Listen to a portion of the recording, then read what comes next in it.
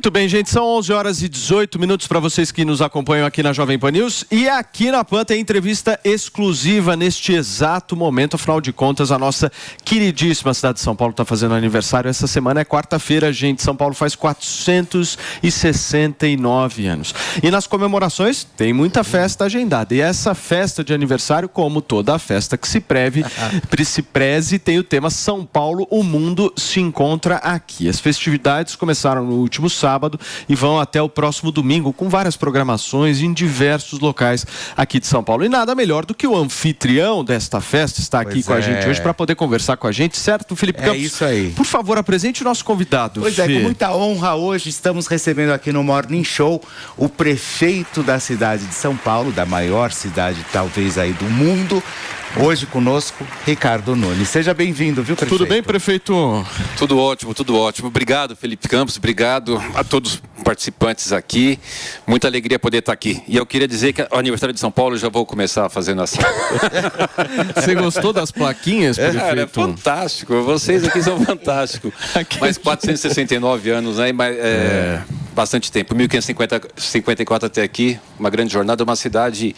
Eu acho que esse tema, o mundo se encontra aqui, ele é muito... Tem a cara de São Paulo, né? São Paulo tem gente do Brasil inteiro, do mundo inteiro. É uma cidade fantástica e que eu tenho aí a honra e o compromisso, né, de tocar, que está, graças a Deus, indo bem. Tem muita coisa para fazer, mas está indo bem.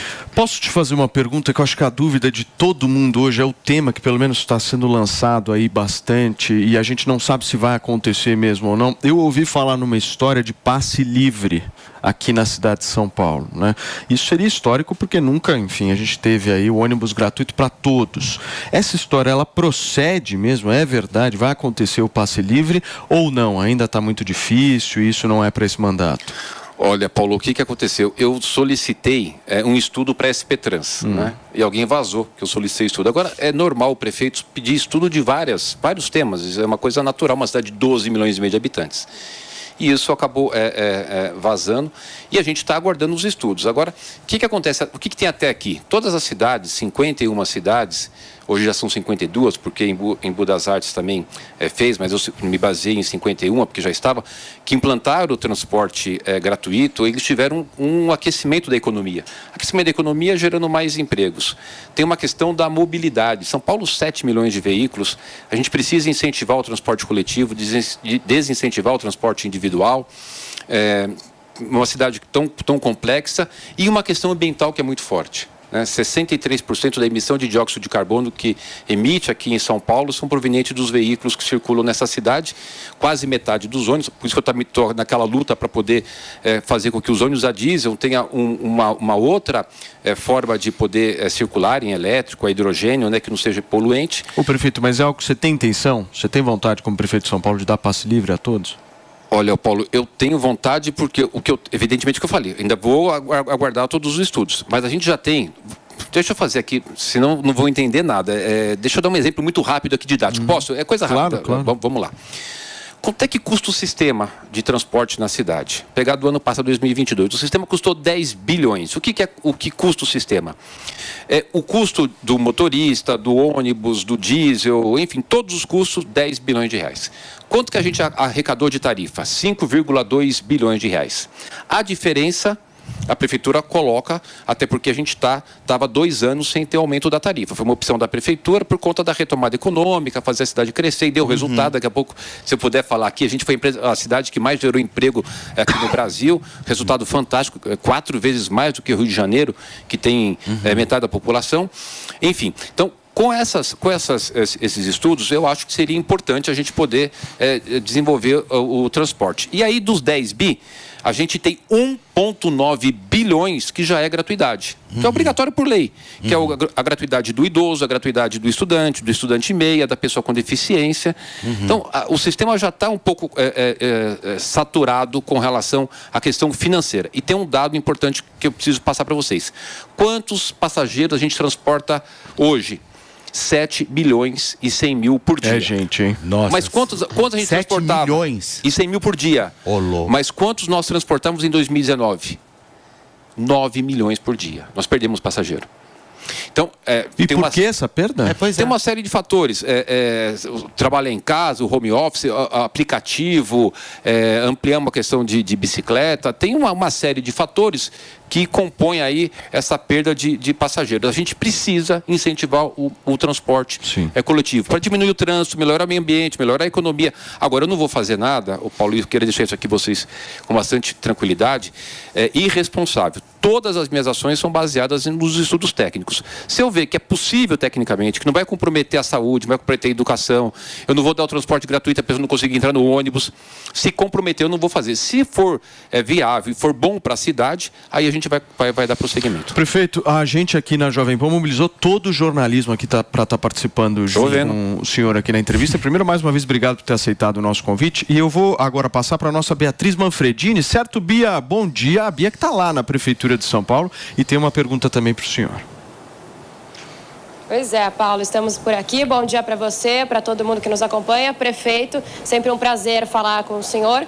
Queria tocar num assunto que acontece daqui a pouquinho. Eu sei que daqui a pouco o senhor tem um almoço com o governador Tarcísio de Freitas para fechar os detalhes daquele pacote de medidas da Cracolândia que será anunciado amanhã pelas 5 horas da tarde. Queria saber o que falta para bater o martelo desse pacote e queria saber se o senhor e Tarcísio estão alinhados naquela questão da internação compulsória de pessoas, de usuários de drogas, né? Esse é um tema polêmico que as pessoas podem aí não receber tão bem. Como que vai ser isso? Obrigada.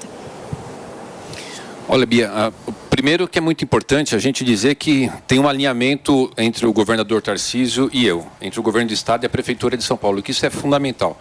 Eu estava até lendo uma matéria ontem de um jornal que reportava de 2016 que o governador da época não conversava com o prefeito da época, uma confusão danada e as coisas desandaram. É importante eu fazer aqui um pequeno históricozinho para a gente ter uma compreensão desse assunto. Cracolândia, 30 anos de existência. Então, esse é um primeiro ponto que a gente precisa observar. 30 anos, tentaram de tudo. É muita coisa, né? É muita coisa. 2016, quantos usuários tinha na Cracolândia? 4 mil usuários. Por quê? Porque o prefeito da época resolveu dar o Bolsa Crack, em vez das pessoas pegarem o dinheiro e jogar na loteria, foram comprar crack, obviamente. A pessoa dependente do crack, então aumentou. Entrou um grande desafio. De lá para cá, as coisas foram feitas, ações e diminuindo. Qual que é a situação de hoje? Tem aproximadamente 1.000 usuários da Cracolândia. Tem um dado da Unifesp que mostra que 57% estão na Cracolândia há mais de 5 anos, 27% há mais de 10 anos.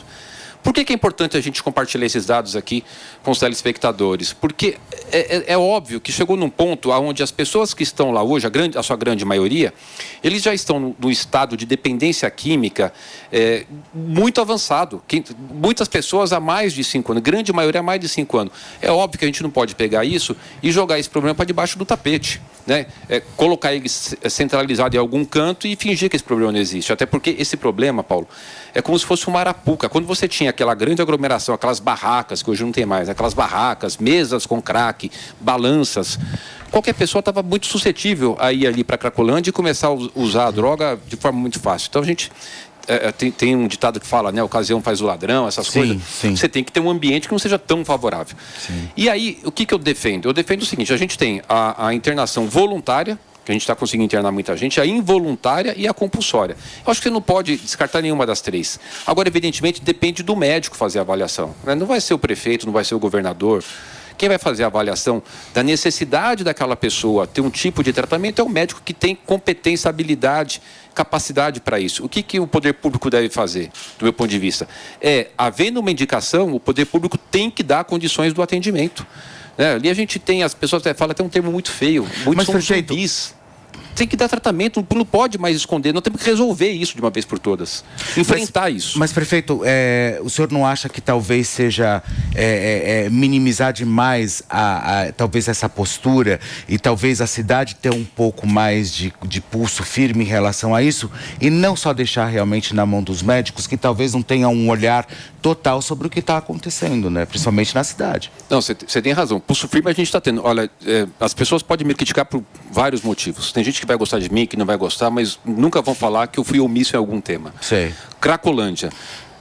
Desde julho do ano passado, a gente começou uma operação que nós tivemos, nesse período de julho do ano passado até agora, uma situação de prender 180 traficantes, todos com mandados de busca e apreensão. Tem 17, 18 ainda que estão com mandado de busca em aberto. Foram feitas muitas internações.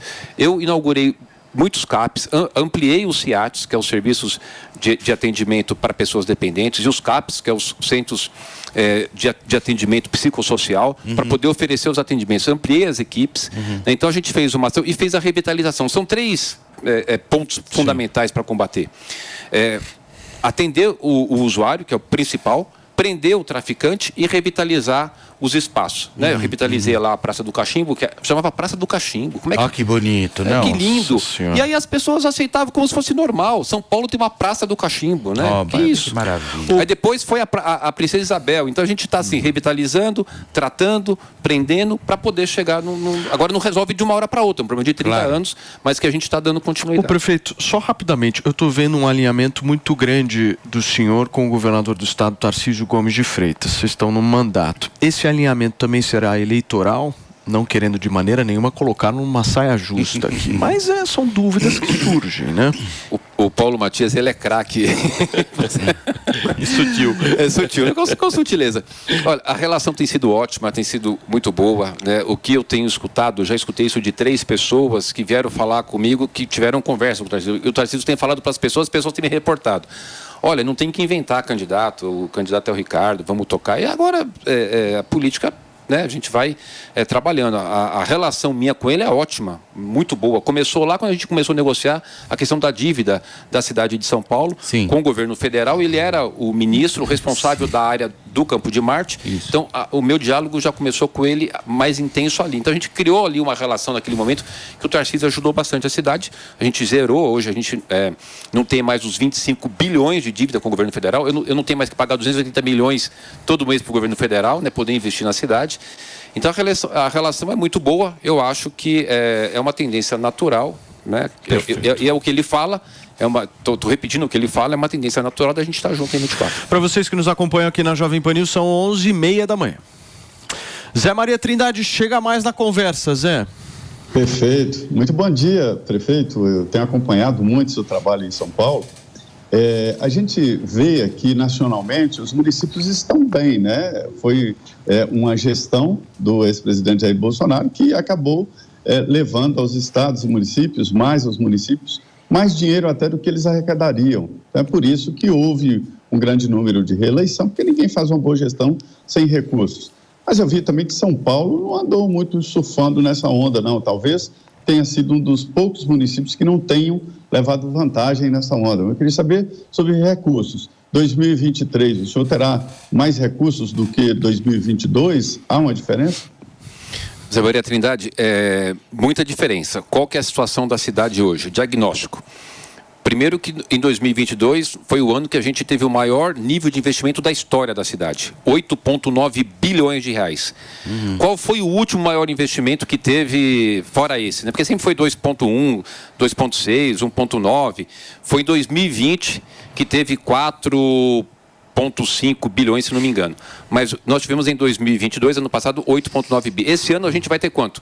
11,5 bilhões de investimento.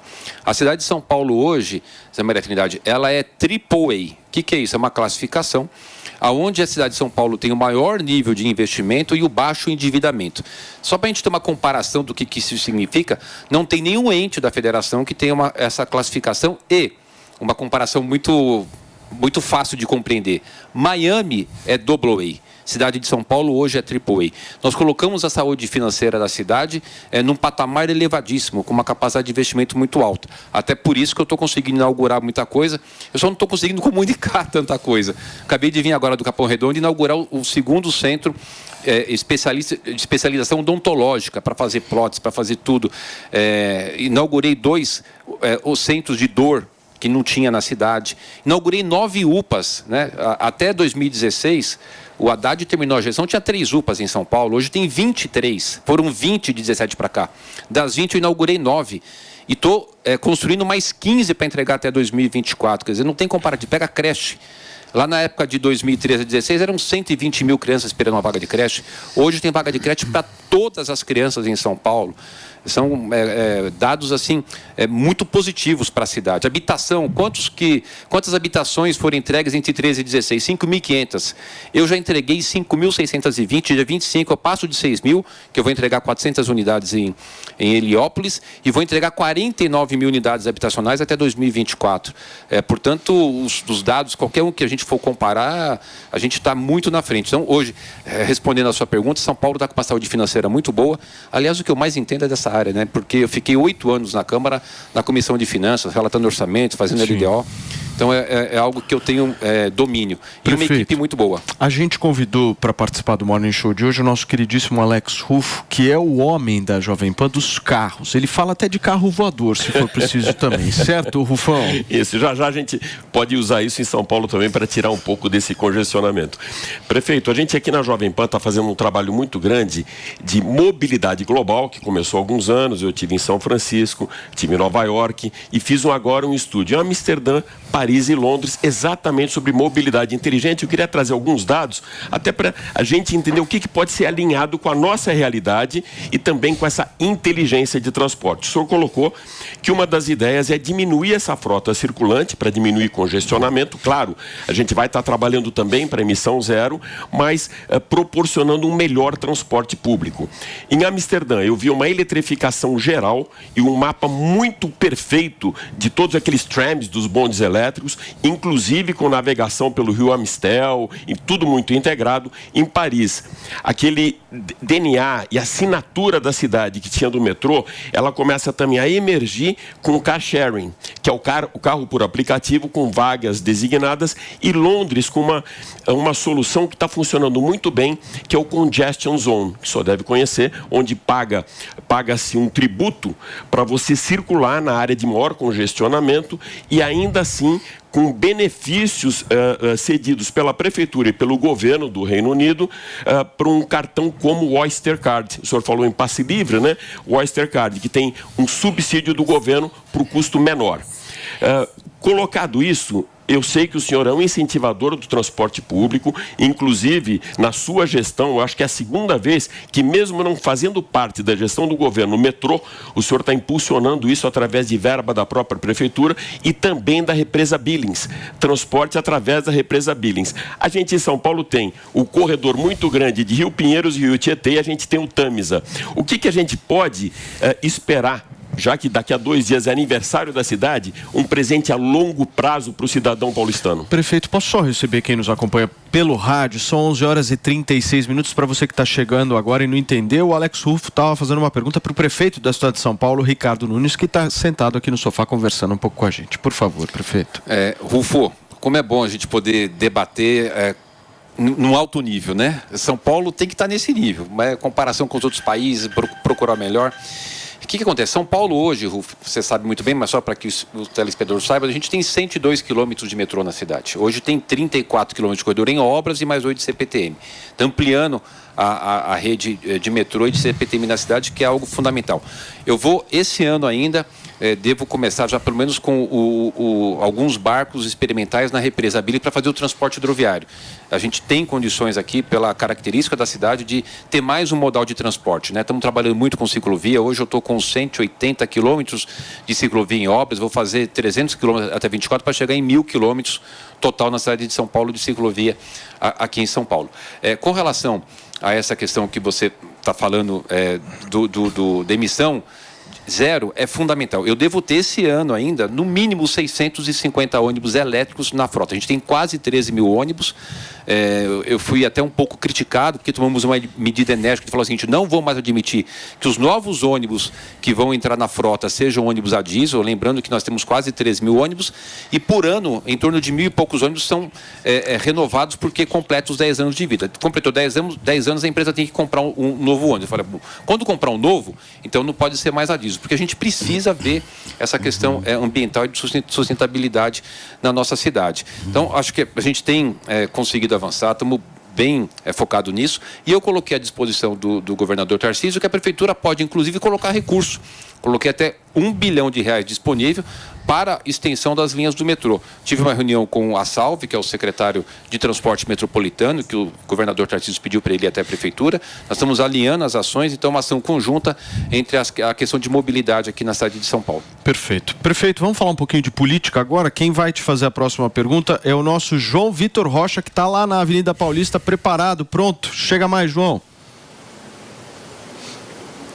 Bom dia, Paulo. Bom dia a todos os amigos do Morning Show. Um bom dia especial para o senhor também, prefeito Ricardo Nunes. Como o Paulo falou, eu queria falar um pouco sobre política. O senhor estava falando agora de diversos problemas e tentativas de soluções aqui para a cidade de São Paulo, mas falando sobre futuro político, prefeito. O senhor deve disputar a eleição do próximo ano numa polarização muito grande. Em algumas agendas, o senhor mesmo já citou essa polarização. Da esquerda devemos ter como candidato, quem sabe, Guilherme Boulos, e do lado mais bolsonarista, mais da direita, deveríamos ter, como o senhor mesmo já citou, Ricardo Salles e Carla Zambelli. O senhor vive um cenário muito parecido com o que aconteceu com o governador Rodrigo Garcia, o ex-governador Rodrigo Garcia, nessa polarização Fernando Haddad e Tarcísio Gomes de Freitas. O que o senhor pode fazer de diferente ou que aprendeu com a campanha de Rodrigo Garcia para fazer diferente e conseguir superar essa polarização na disputa do próximo ano?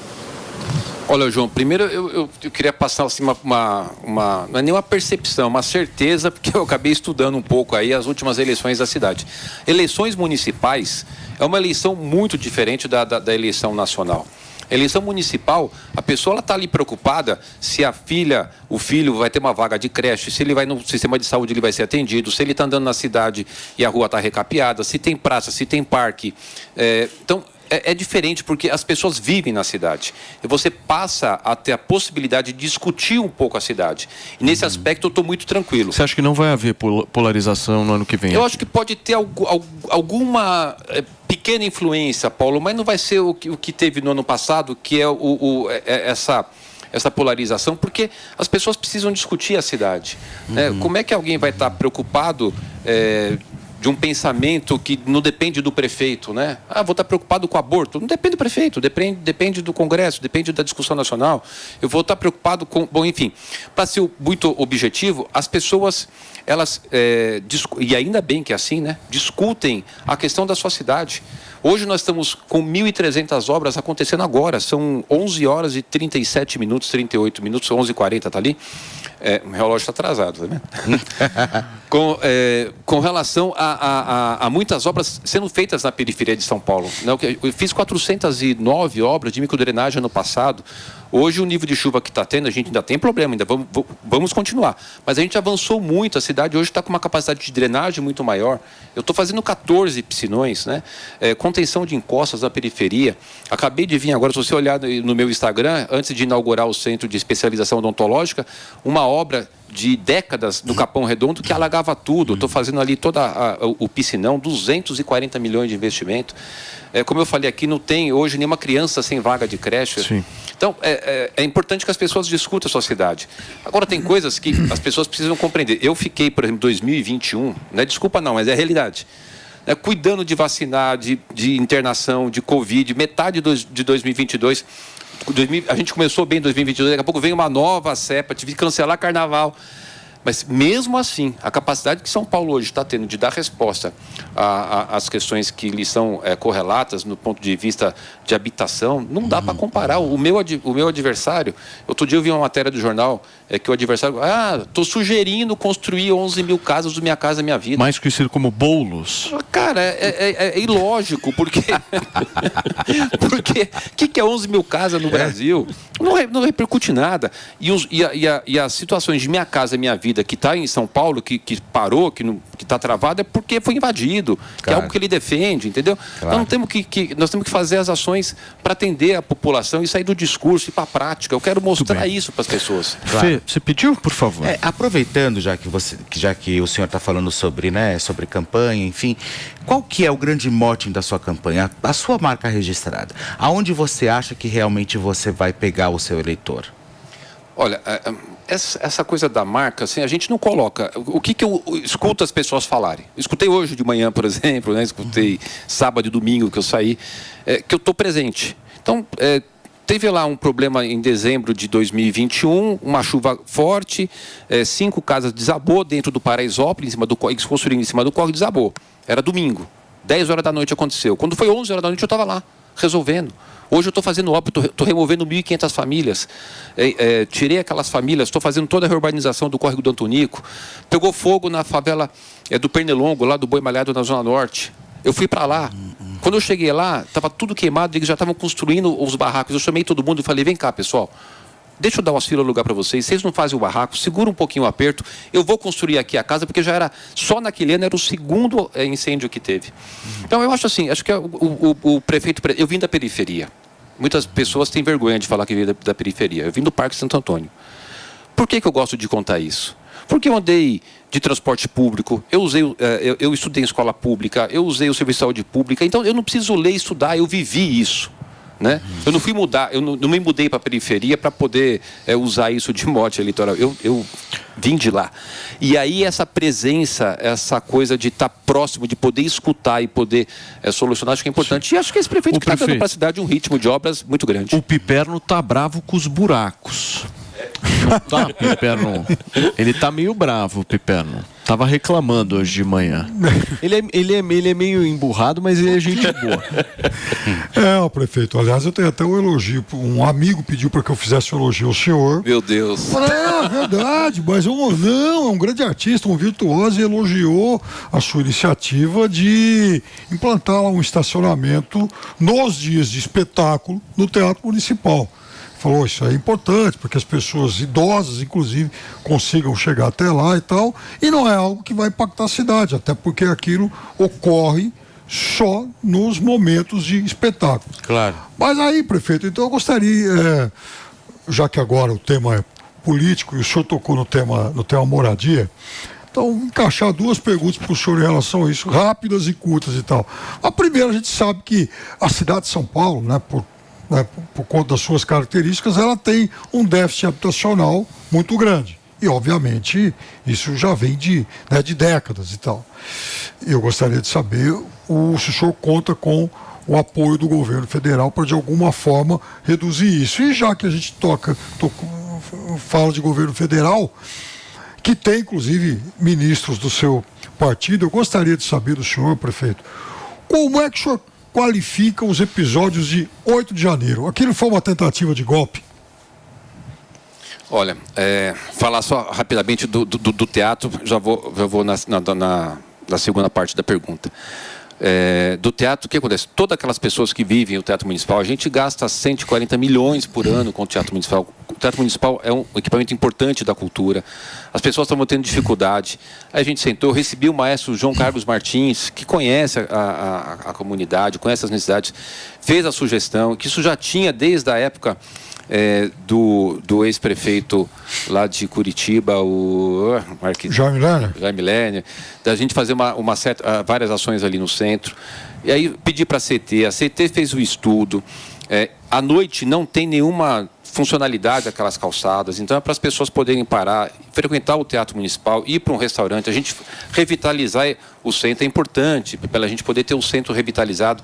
Isso é todas bom. As grandes cidades do mundo, então a gente está fazendo uma grande ação de revitalização do centro, tem até lá o hashtag Todos pelo Centro, fiz várias legislações, o Pio Central, enfim, uma série de ações, e isto faz parte desse processo, né? Aí estão dizendo, está incentivando o carro. Não está incentivando o carro. As pessoas vão de ônibus, vão de metrô, mas quem vai de carro também tem o direito de poder estacionar, que não tinha lugar. E eu vou colocar a Guarda Civil Metropolitana ali, a pessoa para o carro, vai no teatro, vai num restaurante, com iluminação, né, para a gente poder incentivar ali. Agora, lógico, eu pedi 60 dias. Se não der certo, der errado, eu volto atrás. O que eu não posso é ser omisso, eu preciso tentar.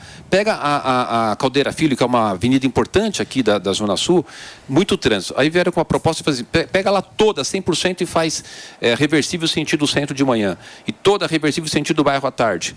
Né? Aí chegou o pessoal, meu secretário, puta, é muito arriscado. Eu falei, mas vamos tentar. Vamos pegar agora janeiro, né, que é um mês mais tranquilo.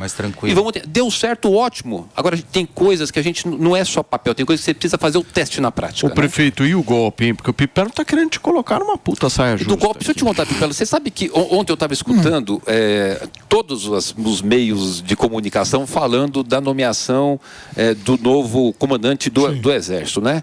Que inclusive vai lá, era um comandante nosso aqui, eu tive com ele várias ações, o general Tomás, Nós fizemos ações em Parelheiros sociais do Exército, junto com ele foi lá comigo, ações sociais, me parece uma pessoa muito bacana. Mas por que eu estou chamando atenção com relação a isso? Porque em nenhum momento falaram que o general que estava, quem indicou foi o Lula. O presidente Bolsonaro fez a nomeação do general em dezembro, 28 ou 30 de dezembro, não lembro, porque o Lula e o Múcio falaram, eu quero que você nomeie esse general para essa função. Então, a impressão que está dando hoje é de que quem estava lá era alguém do Bolsonaro, que estava... Foi o presidente Lula que escolheu.